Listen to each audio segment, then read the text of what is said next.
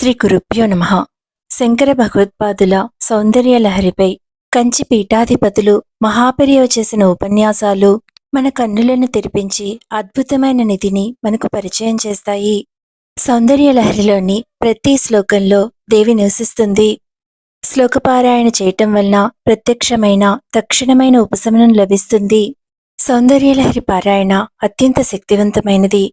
కాబట్టి అనారోగ్యంతో బాధలు పడుతున్నా, జీవితగమ్యం తెలియకుండా పోతున్నా, ఉద్యోగము, వివాహము, విద్య, సంతానము ఇలా మరెన్నో రకాలైనటువంటి కారణాలతో పఠిస్తూ ఉన్న వారందరూ శీఘ్ర ఫలితాల కోసం నమ్మకంతో, అత్యంత భక్తి శ్రద్ధలతో ఈ శ్లోకాన్ని పారాయణం చేయటం వల్ల మీ సమస్య తీరుతుందన్న పరిపూర్ణమైన విశ్వాసంతో పఠించండి. ఈ శ్లోకాన్ని పారాయణం చేయడం వల్ల మీకు ఇప్పటి వరకు ఉన్న శత్రువులందరూ తొలగించబడతారు.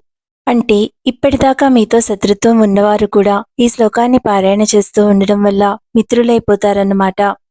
అలా కాని పక్షంలో మార్గం నుండి తొలగిపోతారని అర్థం చేసుకోవాలి. అలానే అనారోగ్యాలను తొలగించడానికి, రాహువు యొక్క చెడు ప్రభావం నుండి విముక్తిని పొందడానికి ఈ శ్లోకపారాయణం చేయాలి. 100 శ్లోకాల సౌందర్యలహరి ఒక నిధి అని మహాపెరియవ తెలియచేశారు. అనారోగ్యాలను తొలగించుకోవడానికి, రాజయోక్తులను ఆకర్షించడానికి, జాతక చక్రంలోని రాహు యొక్క దుష్ట ప్రభావం నుండి బయటపడడానికి శ్లోకాన్ని ఇప్పుడు నేర్చుకోండి.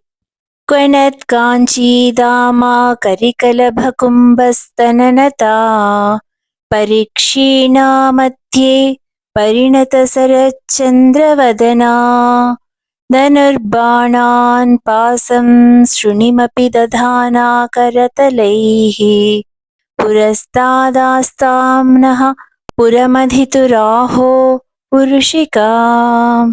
మిలమిల మెరుచున్న మణుల గజ్జల ములనూలు కలిగిన గున్నయేరుగు కుంభముల వంటి కుచుముల భారము వలన వంగిన నడుము ఉన్నట్లు కనపడుతున్నదియు, సన్నని నడుము కలిగి శరత్కాల చంద్రుని వంటి ముఖము కలదియు, చెరుకుగడ విల్లును, పువ్వుటమ్మును, అంకుశమును, పాసమును ధరించుచున్న అహంకార రూపు కలిగిన దేవి మా ఎదుట నిలుచుగాక. శుభమస్తు.